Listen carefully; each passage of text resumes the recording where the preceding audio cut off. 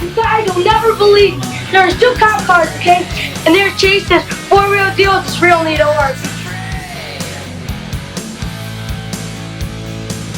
What's up, YouTube? Just thought I'd cover a few of the different ways that I try to keep all my stuff high, dry, pack tight. We're going to explore the sucky side of packing. So, as you can see, one of the other tricks that I try to do here is this is actually a medical kit, as an example, that gets completely vacuum packed. Then they're dry, they're sealed, they don't rattle as much if there is other stuff that rattles. You can really compact down things. So, gloves. I don't always need winch gloves. When I do, they're dry, they aren't moldy, ready to go. You can see other things that I've got in here, even a toe strap. So with the toe strap, I use a lot of stuff that way. D-rings, I just do it because it keeps them from clanging and rusting. Sometimes you'll get them where they poke a small hole and they can lose some of that vacuum. But as you can see, even ropes, as an example, takes up a lot less room after you do this. So when we talk about that, you can basically, if you never ran one of the vacuum packers, you can get them, you know, Costco has them new, things like that. The vacuum packer itself, you don't have to get an expensive one. You can actually find them over at Goodwill. That seems to be like a favorite hunting ground for them. Old or new, they do the same thing. As long as it vacuums down and it seals something off, you're good to go. So some guys say they get them for like 20 bucks. Couple things I do a little differently. I actually even have these dry bags. Inside of here, there's actually 4 t-shirts like rolled up and vacuum packed down, plus gloves, plus like the sleeves that you can pull over your head. There's all kinds of stuff just in that one bag. And then over in this bag, I got some other types of items that I vacuum packed as well. I know everybody says, "Oh, that's a lot of work." Well, it is and it isn't. I don't always need this stuff, but when I do, I have to have it. So with that being said, it's worth it because I rarely do I open them. And when I do open them, it's got everything I need. Even my tools I vacuum pack that way. So if I got to cut them open, no big deal. I'll just vacuum pack them again when I get home. One of the guys on the Can-Am forum thought it was hilarious. The other night I had posted some stuff about actually doing this. And the guy's like, his comment was, when drug dealers get into side-by-sides. So really cracked me up. I mean, yeah, it's a little overboard, but it really helps. I'm able to get a ton of gear all up into this box, which now I know I need to vacuum out. And inside of here, you can see like there's tie downs. They have down these corners. These are actually the nuts that hold this thing in. Gas struts. The big bulb seals, and it just is super, super solid. So my Yeti that I got sitting down here, the 20 I think is what it is. I basically have the little clamps that slide in on the sides of it.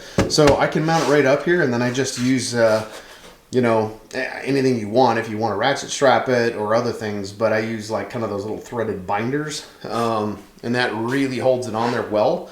Kind of limits how much you can open the lid up.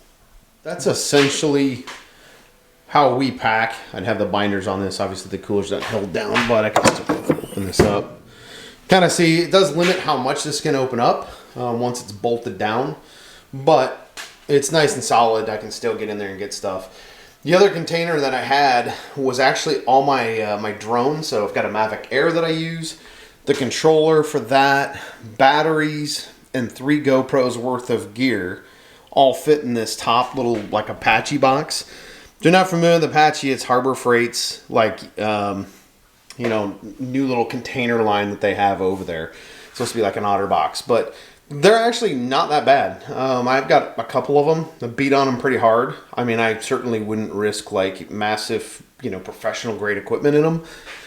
But for what I do, GoPro's pretty rugged anyways. The drone is inside of another, foam kind of holder. So, and it's inside this box. So for what I'm doing, they'll last me forever. Haven't seen them there. If you haven't seen them, you can use the 20% off coupon. Works pretty well, and you can snag them at any one of them. They got a lot of different sizes, including that little one that was that I showed earlier. All right, so quick update. I just finally finished up getting all my wiring done. I was just going to show a little better how I had the cord routed on that. This is just a cheapy $30 Amazon, I mean a good Amazon one, I guess if you could call it that. Seems to work pretty good. I mean, I got the garage door shut and everything else. I'm not really picking up much. I've got the radio on now. But it's all in, and it seems to work pretty well. Taking a look at the kind of final install with the radio. You can see I got the two Nexus connectors just kind of hanging down for now. I'm actually going to order that flush mount. It's kind of that oval 2-hole jack. I think I'm going to mount up from the underside. And that way they're lower in the cab, but they should shed water because obviously they're pointing down. So it's just a thought, but I finally got the radio and all the wiring cleaned up and done, ready to go. I'll have to show some pictures. I still need to do a couple more things. I need to also wrap up that little pigtail for my winch.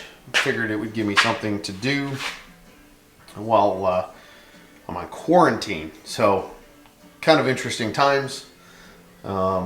Seems like the media is just crazy. I mean, I can't get the same story sometimes, so it's obviously pretty crazy times. So I'm doing garage projects. This is how I'm self-isolating for a while. I mean, there's worse places to be. Tonight's episode is brought to you by the Isolator. Don't want to remember the next 2 weeks of the virus? Few hard pulls of this, you're going to wake up and say, what virus?